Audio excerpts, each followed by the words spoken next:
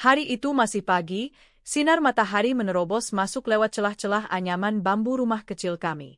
Aku terbangun lebih dulu seperti biasa, menyalakan tungku kayu di dapur sederhana yang hanya beralaskan tanah. Sesekali aku meniup api yang hampir padam, lalu menuangkan beras ke dalam panci besar untuk kutanak menjadi nasi. Suamiku, Raka, masih terlelap di ruang tengah. Wajahnya yang tenang, meski garis letih terlihat jelas di sana, selalu berhasil membuatku merasa damai. Aku tahu, di balik tubuh kurusnya, ia menyimpan tanggung jawab besar sebagai seorang suami dan ayah. Kami menikah 3 tahun lalu dengan pesta sederhana. Hanya ada tenda pinjaman, kursi plastik dari tetangga, dan masakan ala kadarnya yang dibantu gotong royong keluarga. Aku masih ingat betul cincin kawin kami pun sederhana, hanya sepasang emas kecil yang kubeli dengan tabungan kerja serabutan. Tapi meski serba kekurangan, hari itu aku merasa jadi wanita paling beruntung di dunia. Aku tidak pernah mendambakan kemewahan, yang penting aku memiliki laki-laki yang mencintaiku sepenuh hati. Setelah menikah, kami tinggal di rumah peninggalan orang tuaku yang terbuat dari papan kayu. Atapnya seng yang bocor ketika hujan deras. Lantai hanya beralas tanah, sebagian kututup tikar pandan yang sudah mulai tipis. Seringkali aku merasa iba melihat Raka pulang kerja dengan wajah lusuh, karena sehari-hari ia hanya menjadi buruh harian lepas di sawah orang atau membantu tukang bangunan di desa sebelah. Upahnya tidak seberapa, hanya cukup untuk makan sehari-hari. Meski begitu, aku tidak pernah merasa kurang. Bagiku, kebahagiaan adalah duduk bersama di teras rumah kami pada sore hari, menatap anak kecil kami, Aruna, yang baru berusia 2 tahun berlari-lari sambil tertawa riang. Nanti kalau aku punya uang banyak, aku nggak mau lagi lihat kamu capek masak pakai kayu bakar, ucap Raka suatu malam sambil menatap api tungku yang menyala. Aku pengen kamu punya dapur bagus, ada kompor gas, ada panci baru, dan Aruna bisa tidur di kasur empuk. Aku tersenyum. Kita nggak perlu mewah, Mas. Yang penting kita bareng-bareng, sehat, dan bahagia. Itu sudah lebih dari cukup buatku. Namun aku tahu, jauh di dalam hatinya, Raka merasa terbebani. Ia ingin jadi suami yang bisa membanggakan istri dan anaknya. Keinginannya itu semakin besar ketika melihat teman-temannya yang merantau ke kota, bekerja di pabrik atau proyek besar, lalu bisa pulang dengan membawa uang lebih. Suatu hari, Raka menyampaikan niatnya. Aku kepikiran pengen coba kerja di kota, katanya pelan. Aku nggak tega lihat kamu harus jualan kue tiap pagi dan masih kurang untuk biaya harian. Kalau aku kerja di kota, gajinya bisa lebih gede. Kita bisa nyicil motor, beli kasur baru, dan nyiapin sekolah buat Aruna. Aku tercekat. Kota? Itu berarti kami akan berpisah. Selama ini, kami selalu bersama.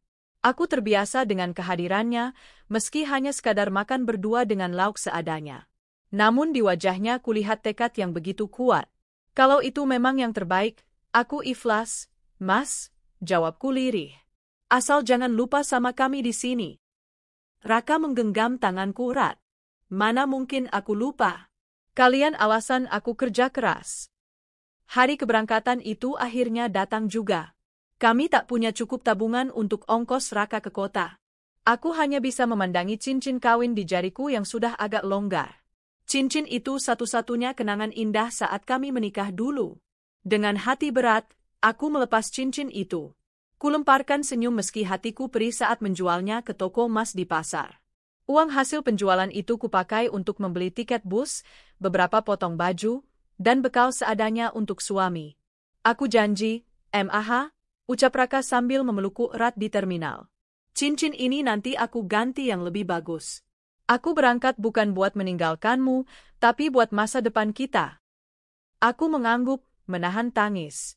Aruna yang berada di gendonganku hanya bisa melambaikan tangan kecilnya, belum mengerti apa yang sebenarnya sedang terjadi. Hari-hari tanpanya terasa begitu sepi. Aku berusaha menyibukkan diri dengan berjualan kue keliling kampung.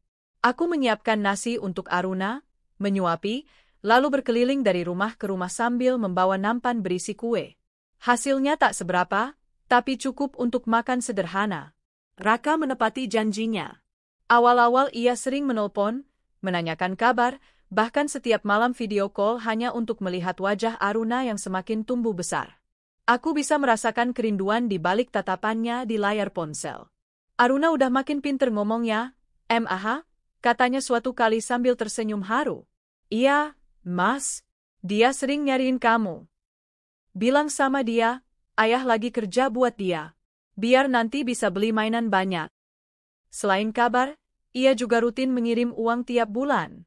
Jumlahnya lebih besar dari biasanya, sehingga aku bisa menabung sedikit demi sedikit. Rasanya perjuanganku menjual cincin kawin tidak sia-sia. Namun, meski uang ada, aku tetap merasa ada yang hilang. Malam-malam terasa sunyi tanpa pelukan hangat suamiku. Setiap kali menatap bintang, aku selalu berdoa agar ia sehat, dijauhkan dari godaan, dan bisa segera pulang. Setahun pertama berjalan dengan baik. Hubungan kami masih hangat meski terpisah jarak. Aku mulai bisa menguatkan hati, menganggap perpisahan sementara ini sebagai ujian rumah tangga. Namun, di dalam diam, aku sering dihantui rasa takut. Aku pernah mendengar cerita tentang para suami yang merantau lalu lupa pulang, tergoda perempuan lain, atau malah menikah lagi diam-diam. Tapi aku selalu menepis pikiran itu, karena aku percaya Raka bukan tipe lelaki seperti itu. Ia begitu mencintaiku, begitu sayang pada anaknya. Aku yakin Mas Raka nggak bakal tega nyakitin kamu, kata ibu suatu hari saat aku curhat. Iya, Bu. Aku juga percaya. Tapi kadang hati ini suka was-was. Doa saja yang banyak. Insya Allah dia akan tetap ingat keluarganya. Aku mengangguk. Doa menjadi satu-satunya kekuatan yang kupunya. Malam itu aku kembali menatap cincin kawin palsu yang kupakai sebagai pengganti. Hanya cincin imitasi murah yang kubeli di pasar, tapi kupakai untuk menutupi rasa kehilangan. Aku memandangi cincin itu sambil membayangkan wajah Raka. Semoga perjuanganmu di sana nggak sia-sia, Mas, bisikku dalam hati. Aku dan Aruna selalu menunggumu pulang. Hari-hari terus berjalan. Aku semakin terbiasa menjalani hidup tanpa Raka di sisiku. Namun aku tetap menyimpan setiap kenangan indah kami dalam hati.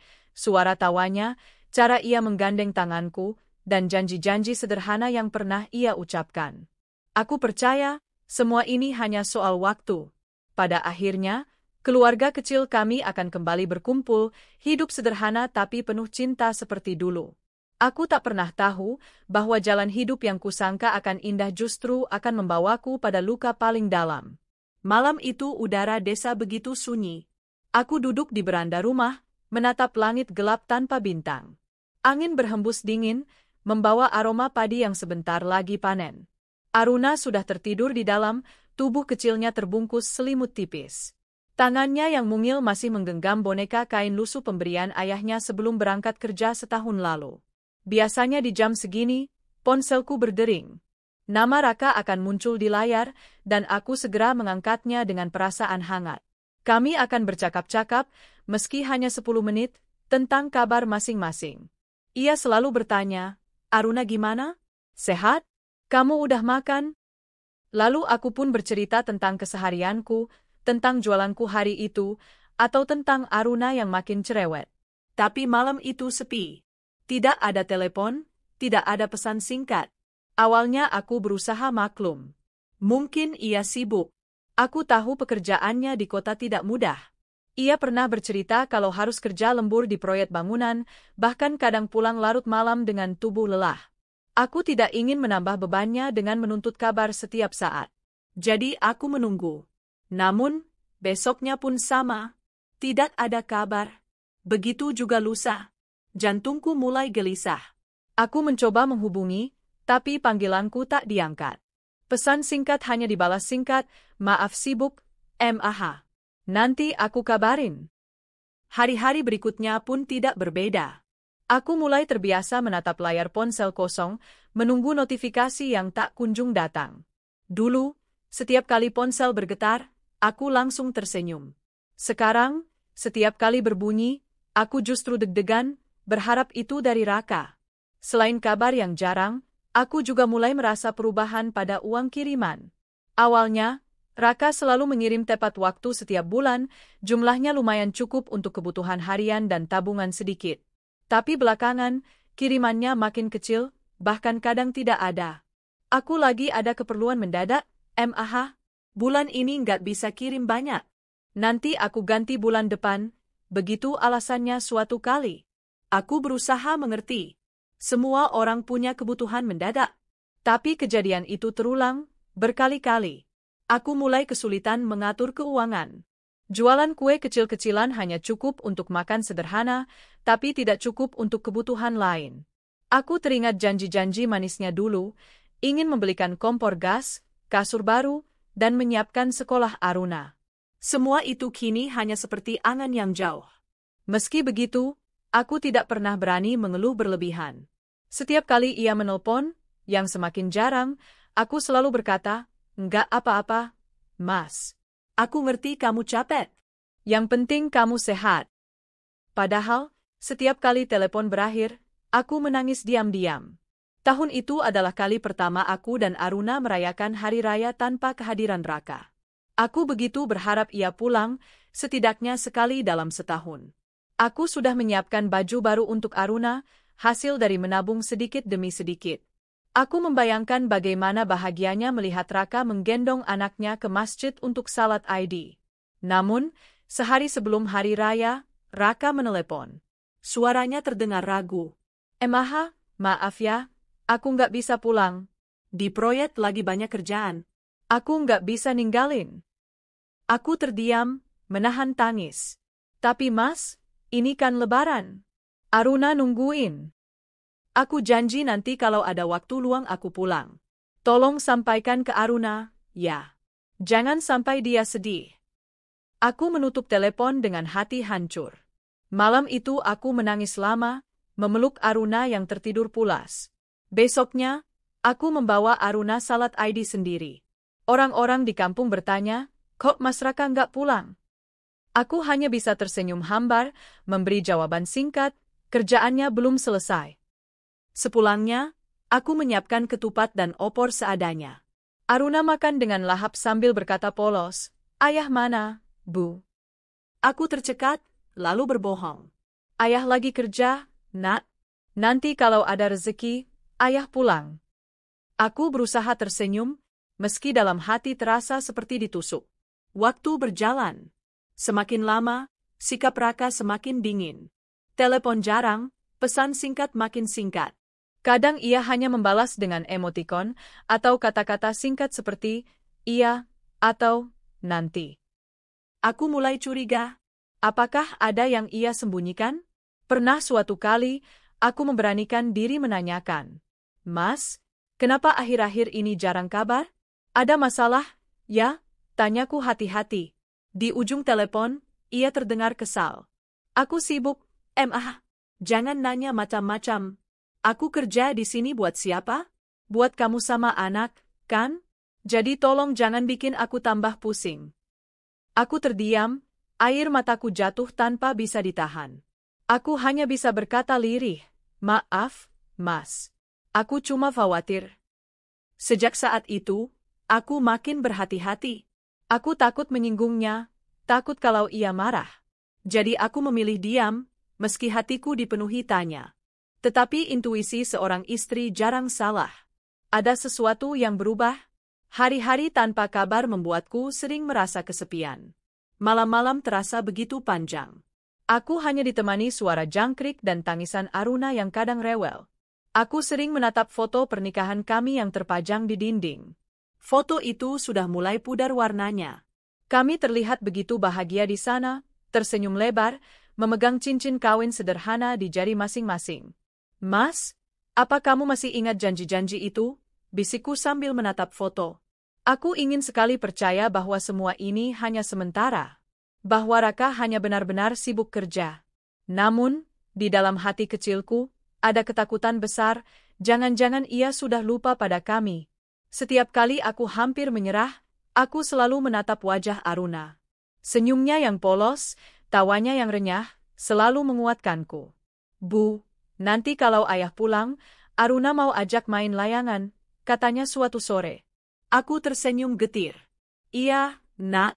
Nanti Ayah pasti main sama Aruna." Anak kecil itu tidak tahu, ayah yang ia rindukan semakin jauh, semakin jarang hadir. Aku tidak ingin Aruna merasakan kehilangan. Jadi aku selalu berusaha memberikan jawaban-jawaban manis, meski hatiku sendiri terasa pahit. Aku bertahan demi Aruna.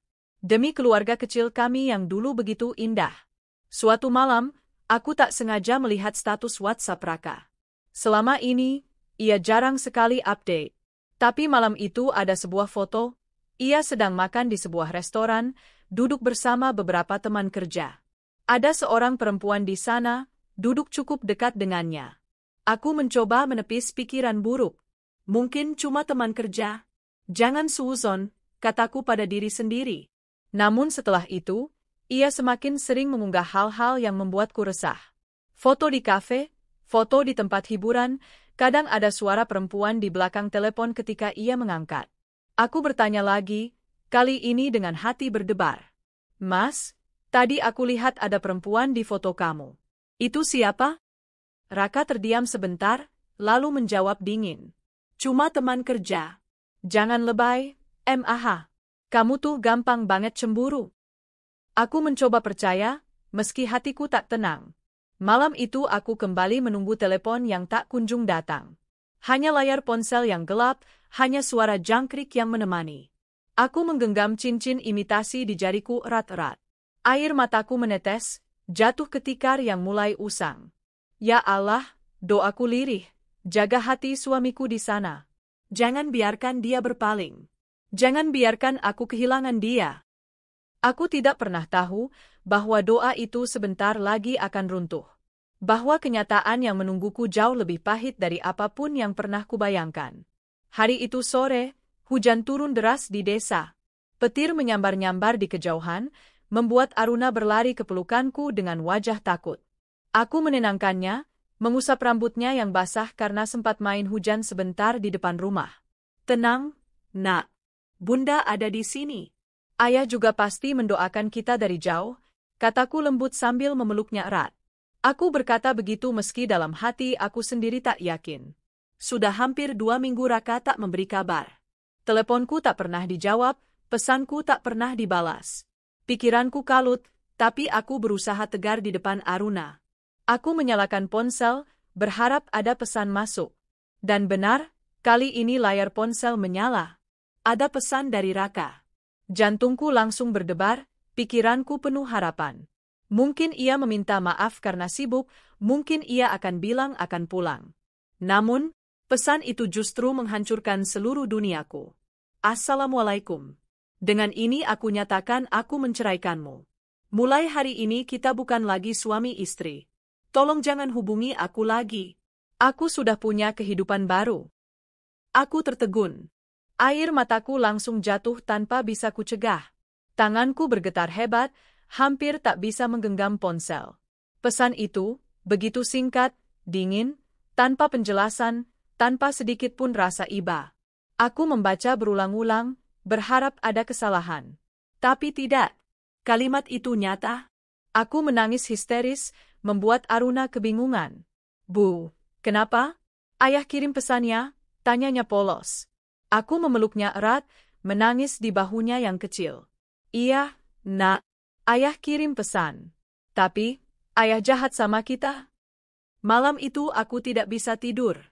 Kepalaku terus memutar pertanyaan, kenapa Raka bisa melakukan ini? Apa salahku? Apa aku kurang sabar? Kurang setia? Bukankah aku yang menjual cincin pernikahan demi ongkosnya berangkat? Bukankah aku selalu menguatkan dia, bahkan ketika ia mulai jarang mengirim uang? Bagaimana mungkin seorang suami mengakhiri pernikahan hanya dengan pesan singkat? Aku mencoba menelpon berkali-kali. Tidak diangkat. Pesanku tidak dibalas. Seakan aku sudah benar-benar tidak ada artinya lagi baginya. Di sela tangis, aku berdoa. Ya Allah, kalau ini jalan yang Engkau pilihkan, beri aku kekuatan. Jangan biarkan aku hancur di depan anakku. Beberapa hari kemudian, kabar mengejutkan sampai ke telingaku lewat seorang teman lama yang tinggal di kota tempat Raka bekerja. Aku lihat Mas Raka, dia sering jalan sama perempuan, begitu katanya di telepon. Bahkan katanya mereka sudah nikah siri. Maaf kalau aku lancang, tapi aku nggak tega kamu nggak tahu apa-apa. Darahku berdesir. Jadi, benar. Kecurigaan yang selama ini kutahan ternyata nyata. Ia bukan hanya selingkuh, tapi sudah berani menikah lagi secara siri. Dan aku, ditinggalkan begitu saja, diceraikan lewat pesan singkat. Aku terduduk lemas. Dunia rasanya runtuh di sekitarku. Semua pengorbananku seolah tidak berarti apa-apa. Aku teringat saat aku menjual cincin pernikahan kami. Terbayang senyum Raka yang penuh janji, aku berangkat bukan untuk meninggalkanmu, tapi untuk masa depan kita. Janji itu kini berubah jadi pengkhianatan. Kabar itu cepat menyebar di desa. Orang-orang mulai berbisik-bisik setiap kali aku lewat. Ada yang memandangku iba, ada yang memandang dengan sinis. Ibu menangis ketika aku menceritakan semuanya. Astagfirullah, tega sekali anak itu. Sudah punya istri baik, punya anak, malah tega begitu. Ayah hanya menghela napas panjang. Ya sudah, kalau dia sudah begitu, anggap saja dia bukan suami lagi. Kamu harus kuat, demi anakmu. Tapi ucapan itu tidak mudah dijalani. Malam-malamku dipenuhi tangisan. Aku merasa dipermalukan, dihancurkan harga diriku sebagai seorang istri. Yang paling menyayat hati adalah ketika Aruna bertanya, "Bu, ayah kok nggak pulang-pulang? Ayah nggak sayang sama Aruna, ya?" Aku tercekat, mencoba menahan air mata. "Ayah sayang, Nak. Cuma, ayah lagi sibuk. Tapi jangan sedih, Aruna masih punya bunda." Aruna mengangguk polos, lalu memelukku. "Aku sayang bunda." Pelukan kecil itu menjadi kekuatan besar bagiku. Meski hatiku hancur, aku tahu aku tidak boleh menyerah. Aku harus bertahan demi anakku. Hari-hari berikutnya kujalani dengan berat. Setiap kali ponselku berbunyi, aku berharap itu dari Raka, berharap ia menarik kata-katanya. Tapi harapan itu sia-sia. Ia benar-benar menghilang dari hidupku. Aku hanya bisa pasrah. Namun, di balik kepasrahan itu, ada api kecil yang mulai tumbuh, api kemarahan. Aku bertekad, aku tidak boleh terus-menerus menjadi korban. Kalau ia bisa mengkhianati dengan mudah, maka aku harus bisa membuktikan bahwa aku bisa bangkit tanpa dia. Beberapa minggu kemudian, seorang tetangga mengenalkanku pada seorang kerabat yang bekerja di kota dan tahu banyak tentang kehidupan Raka di sana. Aku sering lihat dia jalan sama perempuan itu, katanya. Mereka tinggal bareng, kayak suami istri. Dan katanya, dia lagi nyiapin pesta pernikahan resmi. Aku tercekat. Jadi bukan hanya nikah siri. Ia benar-benar ingin melegalkan hubungan mereka di depan banyak orang, seakan-akan aku ini tidak pernah ada. Hancur. Hatiku benar-benar hancur. Namun, di tengah kehancuran itu, aku mulai menyalakan tekad baru. Kalau dia bisa bahagia di atas penderitaanku, aku juga bisa bangkit. Aku juga bisa bahagia, bahkan lebih dari dia, kataku pada diri sendiri. Aku tidak ingin lagi menangis karena pria yang tidak tahu menghargai kesetiaan. Aku ingin berdiri tegak, membuktikan bahwa seorang perempuan tidak akan jatuh hanya karena ditinggalkan. Aruna menjadi alasanku untuk berjuang.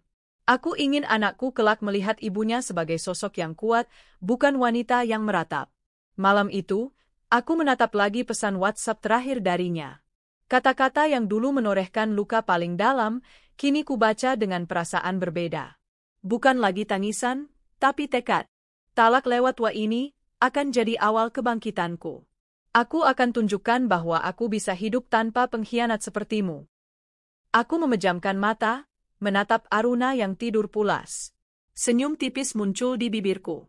Luka itu masih ada, tapi perlahan mulai berubah menjadi kekuatan. Aku tidak pernah tahu bahwa takdir sedang menyiapkan pertemuan baru yang akan mengubah hidupku selamanya. Langkahku terasa berat ketika aku melangkah keluar rumah sore itu. Angin bertiup pelan, menerbangkan dedaunan kering yang jatuh dari pohon jati di pinggir jalan. Aku membawa bakul berisi kue yang baru selesai kubuat untuk dijual. Meskipun hatiku sedang berantakan, aku tetap harus mencari nafkah. Aruna membutuhkan makan, pakaian, dan masa depan. Namun langkahku terhenti saat bertemu dengan tetanggaku, Bu Marni, yang bergegas menghampiriku. Wajahnya tampak canggung, seolah menahan sesuatu. "Bu Evi, maaf kalau saya lancang. Tapi saya dapat kabar dari saudara di kota," ucapnya pelan. Aku menatapnya penuh tanya. "Kabar apa, Bu?" Ia menelan ludah, lalu berkata, "Mas Raka, suami panjenengan, katanya sekarang sudah tinggal bareng sama perempuan lain. Bahkan, mereka sudah nikah siri. Dan, katanya lagi nyiapin pesta besar buat nikah resmi." Bakul di tanganku hampir terjatuh. Jantungku berdetak begitu keras, seolah ingin meledak. Kata-kata itu menusuk seperti pisau. "Apa? Nikah siri?" Suaraku bergetar. Bu Marni menunduk, tampak merasa bersalah. "Saya juga kaget, Bu. Tapi saya dengar kabar ini dari orang yang bisa dipercaya. Maafkan kalau saya bikin panjenengan sakit hati." Aku berdiri terpaku. Dunia seakan berhenti berputar. Jadi benar, bukan sekadar gosip. Raka, suami yang pernah bersumpah setia padaku, yang pernah kucintai sepenuh hati, kini benar-benar menikah dengan perempuan lain. Tak butuh waktu lama, kabar itu menyebar ke seluruh desa. Orang-orang mulai berbisik-bisik setiap kali aku lewat. Ada yang menatapku dengan iba, ada pula yang menatap dengan pandangan penuh gosip. Kasihannya, ditinggal suami. Padahal istrinya setia, kok tega banget. Namanya laki-laki, kalau udah kena perempuan lain, istri dan anak bisa dilupakan. Setiap bisikan itu seperti jarum yang menusuk telingaku. Aku ingin menutup telinga, ingin berteriak, tapi aku hanya bisa menunduk dan menahan tangis. Di rumah, aku menceritakan semuanya pada ibu. Ia menangis sambil memelukku erat. "Nak, sabar ya. Jangan biarkan mereka menang melihat kamu jatuh. Kamu harus kuat." Ayahku hanya diam, wajahnya tegang. Kalau dia sudah berani begitu, berarti hatinya memang sudah nggak ada di rumah ini. Kamu jangan gantungkan hidupmu lagi pada dia. Aku tahu ayah benar. Tapi hati seorang istri yang pernah mencintai dengan tulus sulit sekali menerima kenyataan pahit ini. Malam itu, Aruna duduk di pangkuanku, memainkan rambutku dengan jarinya yang kecil. "Bunda, kapan ayah pulang? Aku kangen," katanya polos. Dadaku sesak. Aku mencoba tersenyum, meski air mata hampir jatuh. Ayah lagi sibuk, Nak. Mungkin ayah nggak bisa pulang dalam waktu dekat." "Kenapa? Apa ayah nggak sayang sama aku lagi?" Pertanyaan itu menghantamku seperti badai. Aku memeluknya erat. "Bukan begitu. Ayah sayang sama kamu. Tapi, ayah sekarang sudah punya kehidupan lain." Aruna terdiam. Meski masih kecil, aku tahu ia mulai merasakan ada yang salah. Kabar berikutnya semakin membuatku hancur. Seorang kenalan di kota mengirimiku foto undangan. Raka dan perempuan itu akan menggelar pesta pernikahan besar-besaran bulan depan. Aku hampir tak percaya mataku. Namanya tercetak jelas di sana, berdampingan dengan nama perempuan yang selama ini hanya kusebut pelakor dalam hatiku. Air mataku jatuh deras. Bagaimana mungkin ia tega? Aku, istri sahnya, diceraikan hanya lewat pesan singkat. Sementara perempuan itu diperlakukan dengan begitu terhormat, bahkan disandingkan dalam sebuah pesta. Aku merasa dipermalukan, diinjak harga diriku. Hari-hari setelah itu kujalani dengan perasaan campur aduk. Ada sedih, ada kecewa, tapi yang paling besar adalah marah.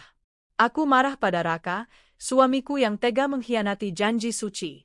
Aku marah pada perempuan itu, yang dengan sadar merampas kebahagiaanku.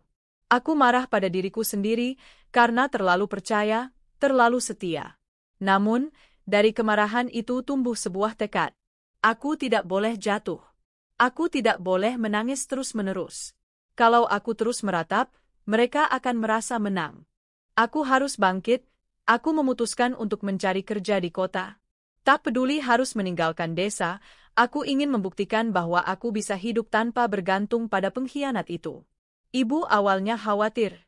"Kamu yakin, Nak? Kota itu keras. Kamu bisa apa di sana?" Aku menggenggam tangannya. "Aku harus coba, Bu. Aku nggak mau Aruna tumbuh dengan melihat ibunya terus menangis. Aku ingin dia bangga pada aku." Akhirnya, dengan restu orang tua, aku membawa Aruna dan sedikit barang ke kota.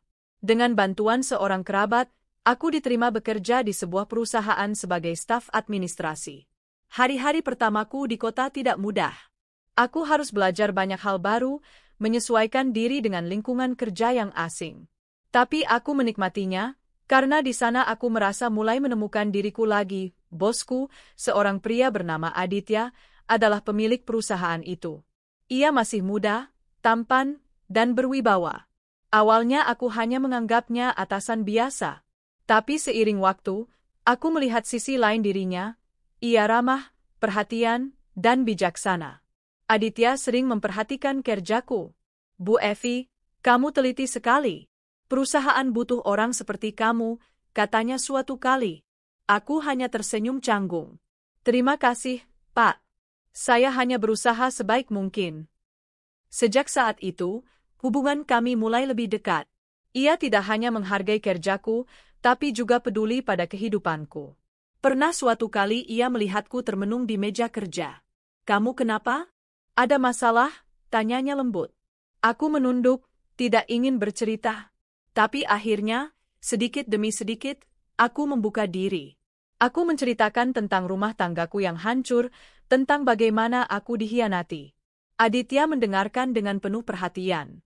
Wajahnya menunjukkan empati yang tulus. Kamu wanita kuat. Tidak semua orang bisa bertahan setelah dikhianati seperti itu, katanya. Ucapan itu membuatku merasa dihargai. Untuk pertama kalinya setelah sekian lama, aku merasa ada seseorang yang benar-benar peduli padaku. Namun di balik pertemuan baru itu, aku tidak bisa menepis kenyataan bahwa sebentar lagi, pesta pernikahan Raka dengan pelakor akan digelar. Aku tahu undangan sudah tersebar, aku tahu mereka sedang mempersiapkan segala sesuatunya dengan mewah. Aku menatap undangan itu lagi. Dulu aku mungkin akan menangis, tapi kini berbeda. Aku harus hadir. Aku harus tunjukkan bahwa aku bukan wanita yang kalah. Kalau mereka ingin merayakan di atas penderitaanku, maka aku akan datang dengan kepala tegak, bisikku dalam hati. Malam itu, aku duduk di balkon kosanku di kota, menatap lampu-lampu jalan yang berkelip. Aruna tertidur di dalam, wajahnya tenang. Aku menggenggam tangannya sebelum ia tidur, berjanji dalam hati bahwa aku akan membahagiakannya. Aku memandang ke langit, tersenyum tipis. Luka itu masih ada, tapi kini berubah menjadi kekuatan. Raka, pesta pernikahanmu akan jadi panggungku juga. Kamu akan lihat, perempuan yang kamu buang bisa berdiri lebih tinggi dari yang kamu kira. Aku tak tahu bagaimana persisnya, tapi aku yakin hari itu akan menjadi titik balik dalam hidupku. Hari pertama di kota benar-benar menguji kesabaranku. Suara bising kendaraan, jalanan macet, orang-orang yang berjalan tergesa, semuanya terasa asing. Aku yang terbiasa hidup di desa merasa terhimpit. Namun tekadku lebih besar daripada ketakutanku. Aku tidak boleh mundur. Aku mengontrak sebuah kamar kecil di dekat kantor. Kamarnya sederhana, ranjang kayu, meja kecil, kipas angin, dan lemari pakaian yang sudah agak lapuk. Tapi bagiku dan Aruna, itu lebih dari cukup. Yang penting kami punya atap, tempat beristirahat, dan harapan baru. Setiap pagi aku menyiapkan sarapan sederhana untuk Aruna, lalu menitipkannya di tempat penitipan anak. Setelah itu aku berangkat kerja. Rutinitas yang melelahkan, tapi aku menikmatinya karena di sanalah aku merasa bisa berdiri dengan kakiku sendiri. Perusahaan tempatku bekerja bergerak di bidang distribusi bahan makanan. Meski hanya staf administrasi, tugasku cukup banyak, menginput data, membuat laporan stok, dan mengurus surat menyurat. Awalnya aku merasa canggung dengan rekan-rekan kerja yang kebanyakan lebih muda. Mereka berbicara cepat, cekatan dengan teknologi, sementara aku sempat kaku. Namun aku berusaha belajar. Bu Evi, kalau bikin laporan jangan lupa diekspor ke Excel, terus diubah ke PDF biar gampang dikirim ke bos, kata Nia, rekan kerja yang ramah. Oh, begitu ya? Terima kasih, Nia. Saya masih belajar, jawabku dengan senyum. Pelan-pelan aku mulai terbiasa. Ternyata mereka cukup suportif, bahkan sering membantuku ketika aku kesulitan. Aditya, bosku, adalah pria berusia awal 30-an. Wajahnya tampan, kulitnya bersih terawat, dan sikapnya selalu tenang. Meski seorang pemilik perusahaan, ia tidak sombong. Ia sering menyapa karyawan tanpa canggung. Suatu sore, ketika aku sedang lembur membereskan dokumen, ia menghampiriku. Kamu masih di sini, Bu Evi? Yang lain sudah pulang. Aku terkejut. Oh, iya, Pak. Masih ada laporan yang harus saya rapikan. Ia tersenyum tipis. Jangan terlalu memaksakan diri. Kesehatanmu lebih penting. Lagi pula, kerja kerasmu sudah sangat saya apresiasi. Aku hanya bisa menunduk, pipiku panas karena dipuji. Rasanya sudah lama sekali aku tidak mendengar kata-kata yang membuatku dihargai. Hari demi hari, perhatian Aditya semakin sering terasa. Ketika aku sakit flu ringan, ia mengirim vitamin ke mejaku. Saat aku kesulitan membayar biaya sekolah Aruna, ia memberiku pinjaman tanpa bunga, bahkan menolak ketika aku ingin mengembalikannya secepatnya. Anggap saja itu investasi kecil untuk masa depanmu, katanya sambil tersenyum hangat. Perhatian-perhatian kecil itu membuat hatiku perlahan luluh. Awalnya aku menolak perasaan itu. Aku takut. Aku trauma. Bagaimana jika aku kembali dikhianati? Namun Aditya berbeda. Ia tidak menuntut, tidak memaksa. Ia hadir dengan kesabaran yang tulus. Suatu malam, setelah lembur, ia menawarkan untuk mengantarku pulang. Tidak usah repot, Pak. Saya bisa naik angkot, kataku. Sudah malam, lebih aman kalau saya antar. Anggap saja saya teman, bukan bos, jawabnya dengan tegas namun lembut. Sepanjang perjalanan, kami banyak berbincang. Tidak lagi soal pekerjaan, tapi soal kehidupan. Aku kagum sama kamu, katanya tiba-tiba. Aku menoleh, kaget. Kagum? Sama saya? Iya. Kamu ditinggal suami, harus membesarkan anak sendiri, tapi masih bisa kuat berdiri. Tidak semua wanita punya kekuatan seperti itu. Aku terdiam. Air mataku hampir jatuh, tapi aku menahannya. Saya tidak merasa kuat, Pak. Saya hanya tidak punya pilihan selain bertahan. Itulah yang membuatmu kuat. Ucapan itu menancap dalam hatiku. Malam itu aku tidur dengan perasaan yang berbeda, ada hangat yang tak bisa kujelaskan. Hubungan kami semakin dekat. Bahkan Aruna mulai mengenalnya karena beberapa kali Aditya ikut menjemput kami. Bunda, Om Adit baik ya, kata Aruna dengan mata berbinar. Aku tersenyum, membelai kepalanya. Iya, Nak. Om Adit memang baik. Kalau Om Adit jadi ayahku, boleh enggak, Bun? Pertanyaan polos itu membuatku terdiam lama. Aku hanya bisa memeluk Aruna erat, tanpa memberi jawaban. Dalam hati, aku tahu, mungkin saja itu bukan sekadar harapan anak kecil. Di tengah kedekatan itu, undangan pernikahan Raka kembali muncul di tanganku. Seorang teman mengirimiku foto persiapan pesta mewah mereka. Dekorasi elegan, gaun pengantin putih, senyum lebar di wajah perempuan itu. Darahku mendidih. Bayangan ketika aku dulu melepas cincin pernikahan demi bekal Raka muncul lagi. Aku yang berjuang, tapi dia yang bersenang-senang dengan orang lain. Aku menangis malam itu. Tapi keesokan harinya, aku merasa lebih mantap. Aku harus datang. Aku harus tunjukkan kalau aku bukan wanita kalah. Aku bercerita pada Aditya tentang undangan itu. Awalnya ia marah. Dia benar-benar keterlaluan. Menikah lagi, bahkan berani mengundangmu. Itu penghinaan, katanya dengan nada kesal. Aku hanya tersenyum getir. Justru karena itu aku ingin datang. Aku ingin dia melihat kalau aku baik-baik saja. Bahkan lebih bahagia tanpa dia. Aditya menatapku lama, lalu berkata, kalau begitu, aku akan menemanimu. Aku terkejut. Jangan, Pak. Itu urusan pribadiku. Ia menggeleng. Kamu bukan hanya pegawaiku lagi, Evie. Kamu wanita yang aku kagumi. Kalau kamu ingin menghadapi mereka, aku ingin ada di sisimu. Anggap saja ini caraku mendukungmu. Mataku berkaca-kaca. Untuk pertama kalinya, aku merasa tidak sendirian lagi. Sejak hari itu, hubungan kami semakin erat. Aditya tidak pernah menyatakan secara langsung, tapi dari caranya menatap, dari perhatiannya, aku tahu ada sesuatu. Dan aku pun tak bisa lagi membohongi diriku, aku mulai jatuh cinta. Rasa sakit yang dulu kurasakan perlahan terobati oleh kehadirannya.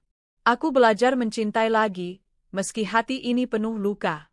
Namun satu hal yang pasti, aku tidak lagi wanita yang sama. Aku bukan Evie yang hanya bisa menangis karena dikhianati. Aku kini wanita yang siap berdiri tegak, melawan rasa sakit, dan membalas dengan elegan. Hari pesta pernikahan Raka semakin dekat. Undangan semakin ramai diperbincangkan di media sosial. Foto-foto mereka beredar, membuatku muak. Namun aku tidak lagi menangis. Aku justru mulai mempersiapkan diriku. Gaun terbaik, riasan sederhana namun anggun, dan tentunya kehadiran Aditya di sisiku. Bunda mau ke pesta itu? Tanya Aruna dengan polos. Aku mengangguk. Iya, Nak. Bunda harus ke sana. Bunda nggak sedih lagi? Aku tersenyum, mencium keningnya. Tidak, sayang. Bunda sekarang sudah bahagia. Malam itu, aku berdiri di depan cermin. Gaun biru muda terpasang indah di tubuhku. Untuk pertama kalinya sejak lama, aku merasa cantik lagi. Di balik pantulan cermin, aku tidak hanya melihat seorang janda yang pernah dikhianati. Aku melihat seorang wanita baru, kuat, anggun, dan siap menghadapi dunia. Aku tersenyum pada diriku sendiri. Besok, Raka akan melihat. Wanita yang ia talak lewat WhatsApp bukan wanita lemah. Aku akan datang, bukan untuk meratap, tapi untuk menunjukkan bahwa aku lebih bahagia tanpanya. Di dalam hati, aku tahu babak baru dalam hidupku akan segera dimulai. Hari itu akhirnya tiba. Sejak subuh aku sudah terbangun. Udara kota yang dingin menusuk tulang, tapi tubuhku terasa panas oleh campuran tegang dan berdebar. Hari yang selama ini kutunggu, hari yang kutakuti, sekaligus hari yang akan menentukan bagaimana aku menghadapi masa laluku. Aku menatap wajah Aruna yang masih pulas tertidur. Anak itu masih terlalu kecil untuk mengerti apa yang akan terjadi hari ini. Aku membelai rambutnya, berbisik, doakan Bunda. Ya. Hari ini Bunda harus kuat. Setelah menitipkan Aruna pada pengasuh, aku mulai bersiap. Gaun biru muda yang kubeli dengan tabungan hasil kerjaku sendiri sudah tergantung rapi di lemari. Aku mengenakannya dengan hati-hati, lalu merias wajahku di depan cermin. Bedak tipis, eyeliner lembut, dan lipstik merah muda. Tidak berlebihan, tapi cukup membuatku tampil anggun. Untuk pertama kalinya sejak lama, aku merasa cantik. Cantik bukan karena ingin dipuji, melainkan karena aku ingin berdiri dengan percaya diri. Tepat pukul 10 pagi, Aditya menjemputku. Ia mengenakan setelan jas hitam yang rapi, dengan dasi biru tua yang senada dengan gaunku. Saat aku keluar dari pintu kontrakan, ia terdiam sejenak. Matanya menatapku dari atas ke bawah, lalu tersenyum hangat. Kamu cantik sekali hari ini, Evie, katanya tulus. Aku merasa pipiku merona. Terima kasih, Pak. Maksud saya, Mas Aditya. Ia terkekeh pelan. Panggil saja Adit, tidak perlu terlalu formal. Hari ini aku bukan bosmu, tapi seseorang yang ingin selalu ada di sisimu. Aku tertegun. Kata-katanya sederhana, tapi menyentuh hati yang lama beku. Aku hanya bisa mengangguk, lalu menyambut uluran tangannya. Untuk pertama kalinya, aku pergi menghadapi masa lalu dengan ditemani seseorang yang benar-benar peduli. Gedung pernikahan itu megah, dihiasi lampu kristal dan bunga mawar putih yang memenuhi setiap sudut. Tamu-tamu berdatangan dengan pakaian indah, menyebarkan senyum dan ucapan selamat.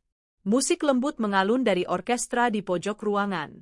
Aku berdiri di depan pintu, menggandeng tangan Aditya.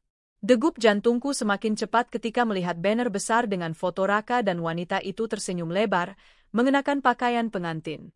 Tanganku sempat bergetar. Aditya meremasnya lembut. Tenang, kamu tidak sendirian.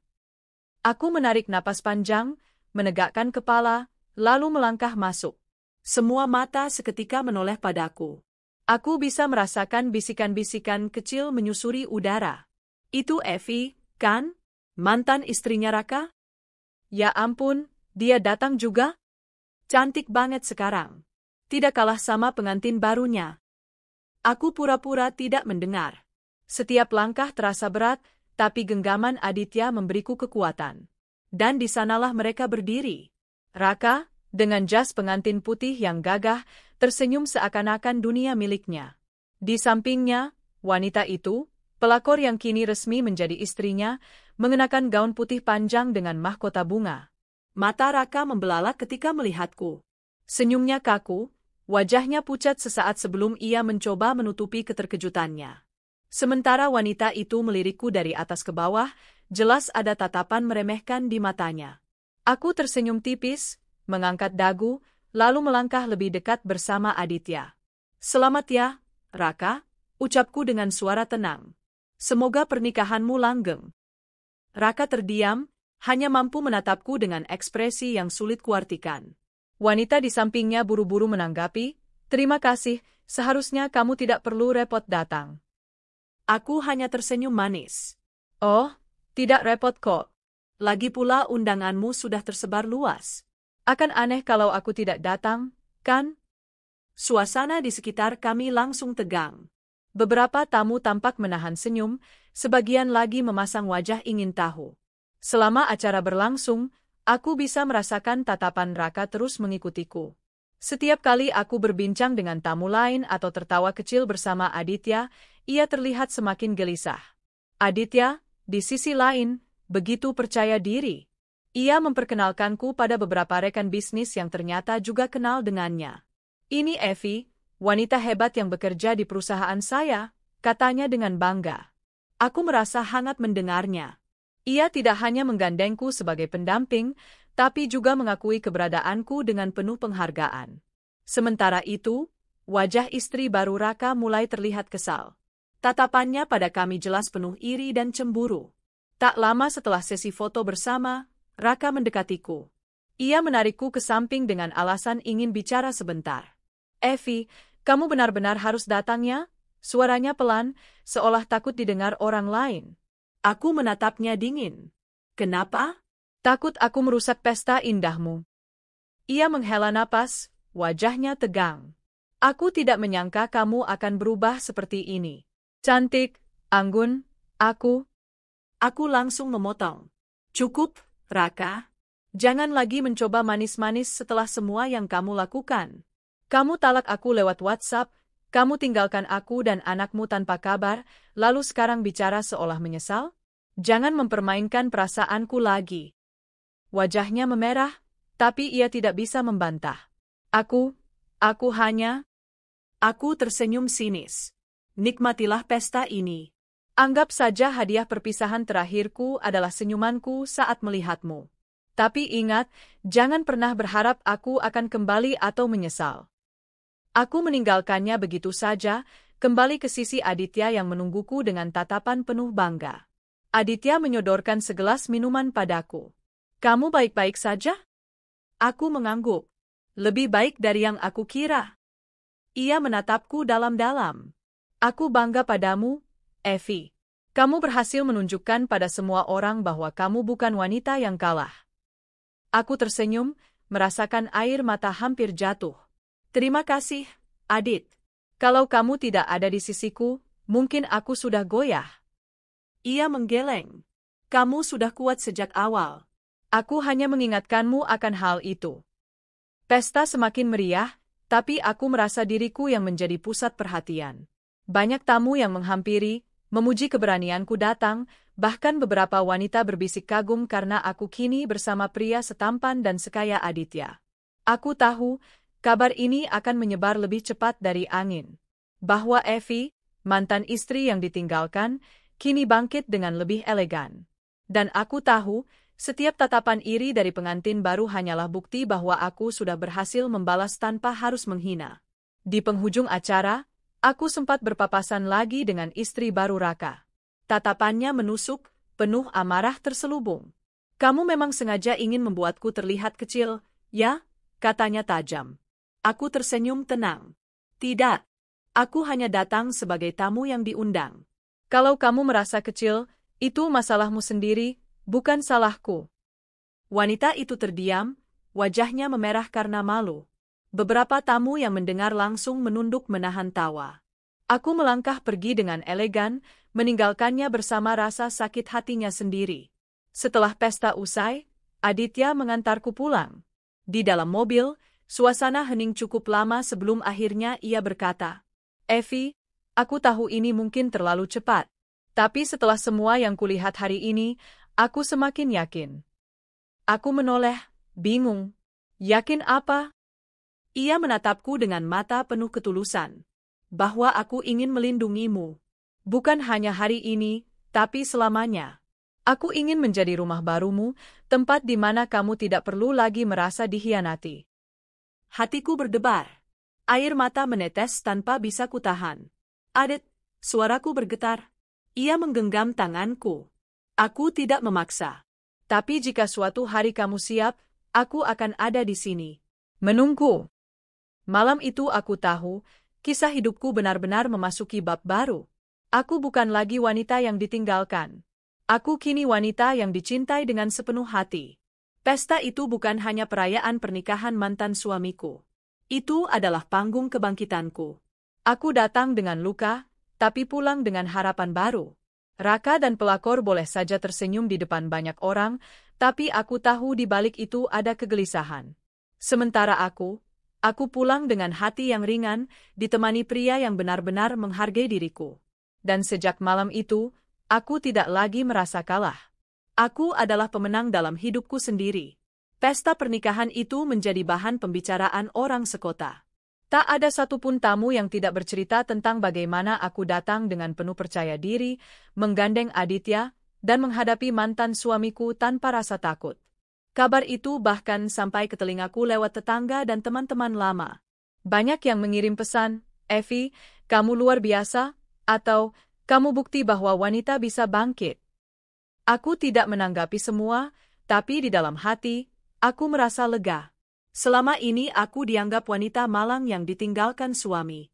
Kini, pandangan itu berubah. Orang melihatku sebagai wanita tangguh yang berani berdiri kembali. Namun yang paling penting bukanlah pandangan orang. Yang terpenting adalah diriku sendiri. Aku akhirnya bisa menatap cermin tanpa merasa hancur. Aditya yang selalu ada. Setiap hari setelah pesta itu, Aditya semakin sering menemaniku. Ia menjemputku saat pulang kerja, mengajakku makan malam bersama Aruna, bahkan sering membawakan hadiah kecil untukku. Aruna pun mulai akrab dengannya.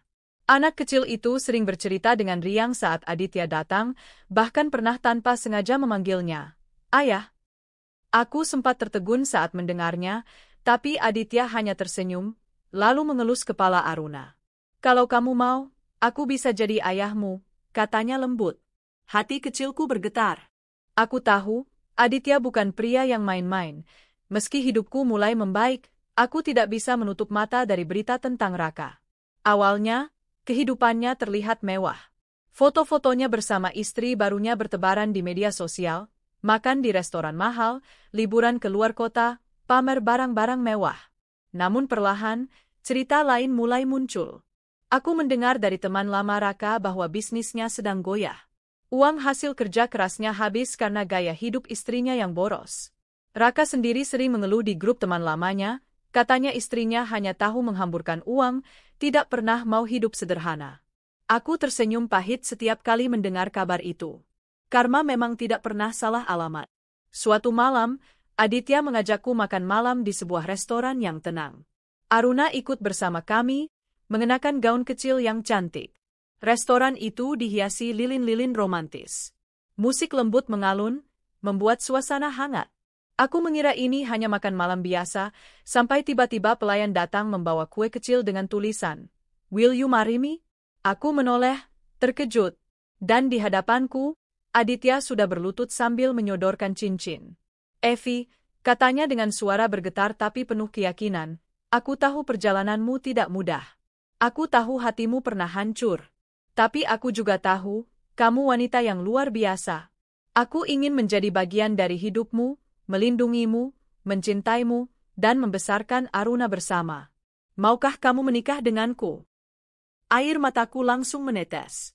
Aku menutup mulut, terisak, sementara Aruna bersorak kecil, "Iya, Bun."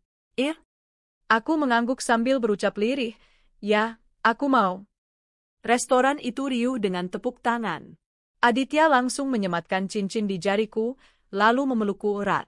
Malam itu aku merasa dunia benar-benar berpihak padaku. Persiapan pernikahan kami berjalan sederhana namun penuh makna. Aditya tidak ingin pesta mewah berlebihan.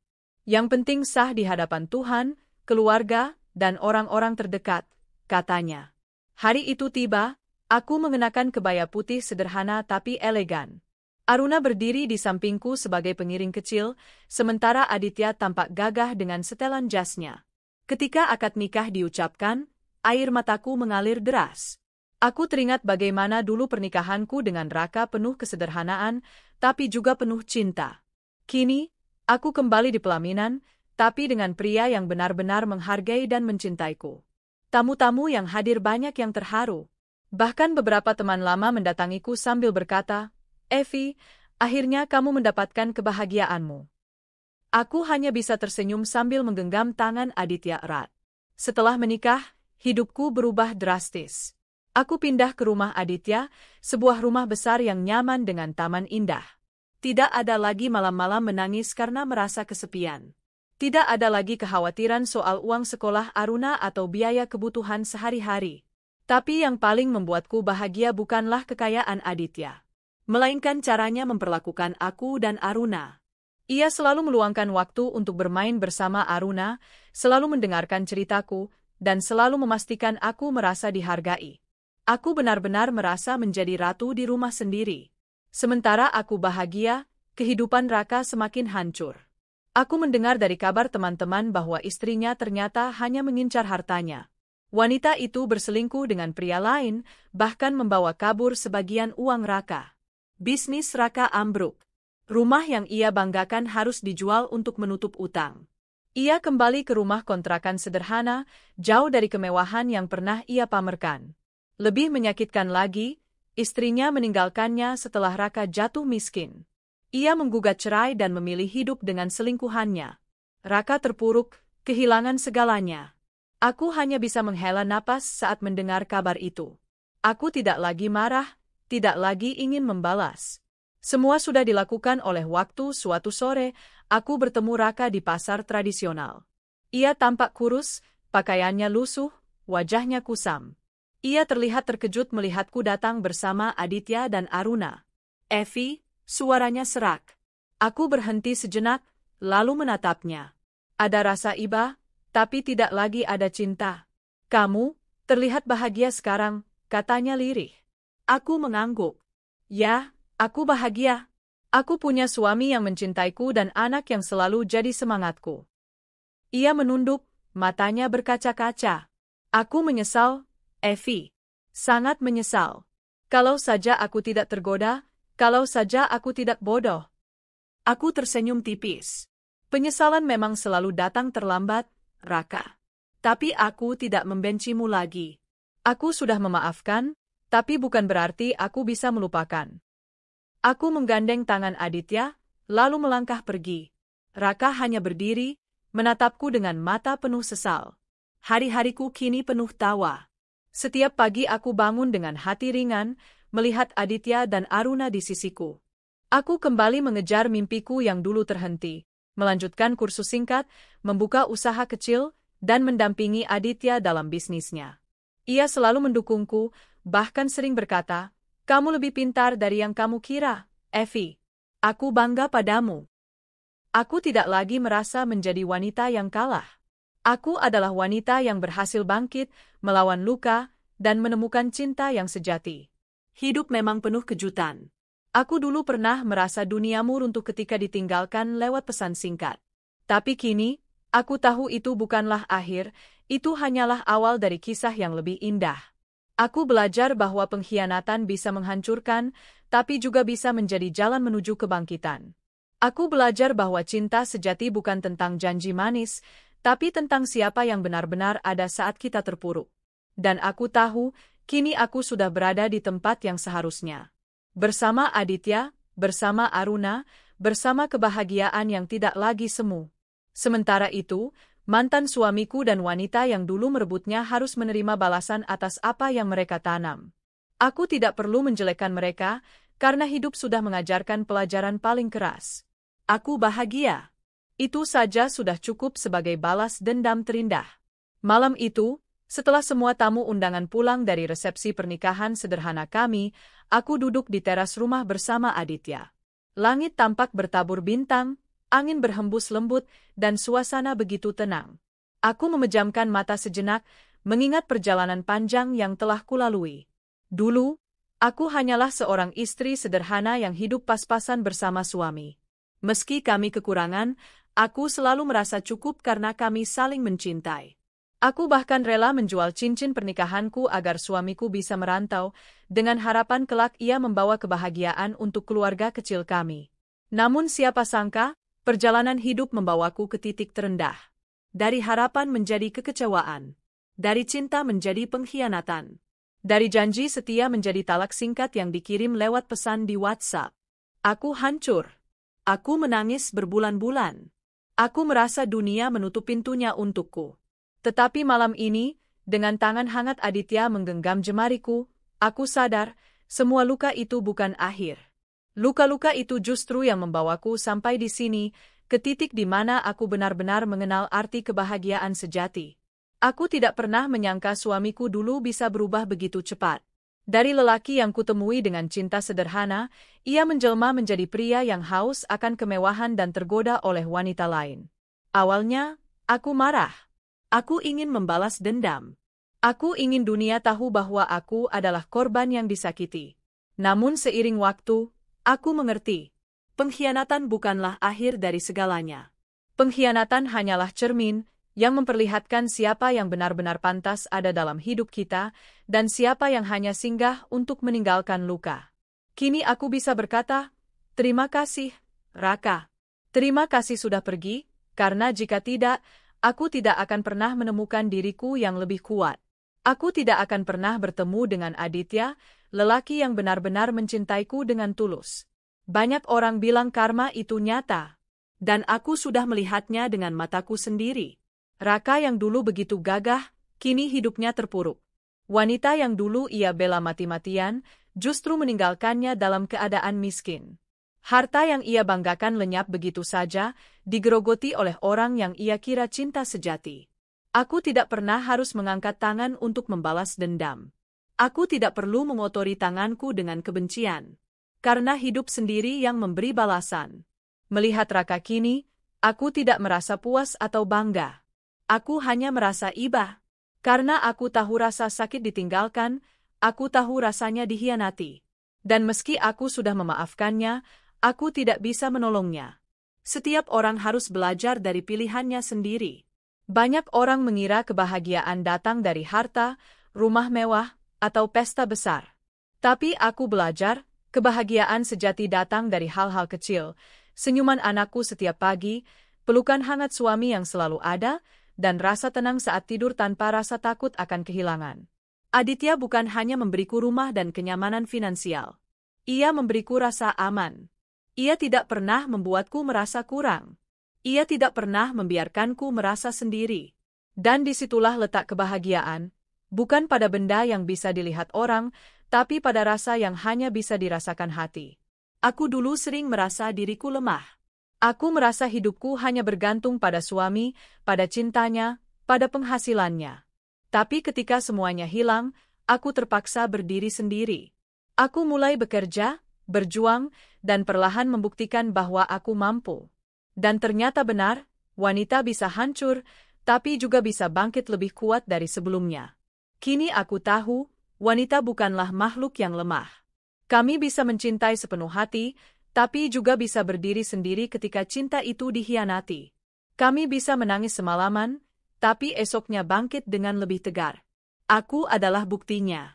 Di balik semua luka dan kebahagiaan ini, ada satu alasan terbesarku untuk bertahan, Aruna. Anakku adalah cahaya kecil yang tidak pernah padam, meski aku hampir kehilangan segalanya. Senyumnya, tawanya, pelukannya, semua itu menjadi alasan aku terus melangkah, meski kakiku gemetar. Kini, melihat Aruna tumbuh bahagia bersama Aditya, aku merasa lega. Ia tidak perlu tahu semua luka ibunya, ia hanya perlu tahu bahwa hidup bisa berubah menjadi indah, asalkan kita tidak berhenti berjuang. Dan aku berjanji, aku akan selalu ada untuknya, apapun yang terjadi.